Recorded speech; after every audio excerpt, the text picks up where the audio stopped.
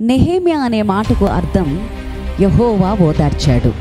నెహెమ్యా గ్రంథం 2వ అధ్యాయం 18వ వచనములో నెహెమ్యాకు తోడయుండి సహాయము చేసి కృప చూపించినటువంటి దేవుని కరుణాహస్తమును గూర్చియు రాజు అతని యొక్క మనవిని ఆలకించి అంగీకరించిన దాని గూర్చి అతడు సాక్ష్యం ఇచ్చి ఉండగా, వారు మనము కట్టుటకు పూనుకొందుము రండని ఏకహృదయముతోనూ పూర్ణ మనస్సుతోనూ ఐక్యముతోనూ బలము తెచ్చుకొని సిద్ధపడి యెరూషలేము యొక్క పునర్నిర్మాణము కొరకు అందరూ ఆయుత్తపడి పనిని జరిగించారు.